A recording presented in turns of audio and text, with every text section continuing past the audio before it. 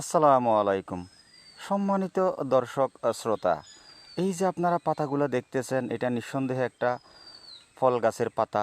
কিন্তু কি ফল গাছের পাতা, কনফিউজ হওয়ার কোনো কারণ নেই, আমি বলে দিচ্ছি। সম্মানিত শ্রোতা, এটা হচ্ছে কি ফলাসান। ফলাসান ফল গাছের পাতা। সম্মানিত দর্শক শ্রোতা, এই ফলাসান শব্দটা যখন মুখের মধ্যে আনি, অনেকে হাসে, অনেকের আবার শরীরের পশম হারা হয়ে যায়। তার মধ্যে অন্যতম একটা কারণ হচ্ছে কি ফলাসান, এটা আবার কোন ধরনের নাম বলতেছি। সম্মানিত দর্শক শ্রোতা, সেফেন্টেসিয়া পরিবারের 4টা জিনিস আছে, অর্থাৎ 4টা ফ্রুট আছে। তার মধ্যে একটা হচ্ছে কি লেসি, এরপরে কি লঙ্গান, এরপরে রামবুটান, এরপরে ফলাসান। সবগুলাই কিন্তু ঘুরিয়ে ফিরিয়ে লেসি পরিবারের অন্তর্ভুক্ত।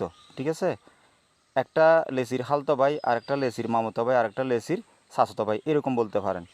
তবে 4টার মধ্যে সবচেয়ে ভিআইপি লেভেল এবং স্বাদে মানে অল দ্য বেস্ট হচ্ছে কি এই ফলাসান ফ্রুট। আশা করি বুঝতে পারছেন। সম্মানিত ভিউয়ার্স, যদি পারেন আপনার বাড়ির আঙিনায় একটা এরকম ফলাসানের চারা লাগান, তাহলে সময়ে কথা বলবে। তাহলে আসলে গাছ কি কথা বলতে পারে? কখনো বলতে পারবে না। বিষয়টা এমন, আপনি হয়তো একটা গাছ লাগালেন, চারা লাগালেন, হয়তো আপনি দুনিয়াতে আর থাকলেন না, তাহলে আপনার উত্তরসূরি বাচ্চা কাচ্চারা খেতে পারবে।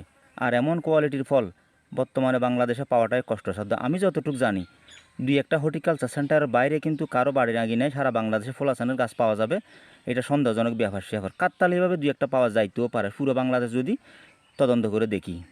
সম্মানিত ভিউয়ার্স, যদি একেবারে ছোট করে বলি, এই ফলাসান গাছ আমাদের বাংলাদেশে অ্যাভেলেবেল না হওয়ার পিছনে অন্যতম আর একটা কারণ হচ্ছে কি, রাষ্ট্রীয়ভাবে এগুলা প্রচার করে না। অন্য অন্য দেশের মধ্যে কিন্তু শিক্ষা দীক্ষার পাশাপাশি কিন্তু বিভিন্ন রকমের ফলের পরিস্থিতিও সরকারিভাবে করা হয়, আমাদের দেশে এটা করে না।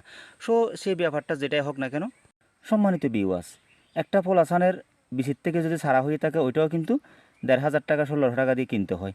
আর যদি কলমের সারা হয়ে থাকে, তাহলে 3,500 4,500 এর নিচে কিন্তু পাওয়া যায় না। তার মধ্যে এটাও একটা কারণ অ্যাভেলেবেল সারা বাড়ির আঙিনায় বাংলাদেশে না হওয়ার। সম্মানিত ভিউয়ার্স, আর একটা গুরুত্বপূর্ণ টিপস আপনাদের উদ্দেশ্যে আমি দিচ্ছি। আপনারা দেখতেছেন এখানে দুইটা সারার অংশ দেখা যাচ্ছে, অর্থাৎ দুইটা কাণ্ড। দুইটার থেকে আমি দেখিয়ে দিচ্ছি, এটা হচ্ছে কি আসল কাণ্ড, আর এটা হচ্ছে নকল। এটাকে ওয়াটার সাকারও বলতে পারেন, যেহেতু এটা কলমের সারা।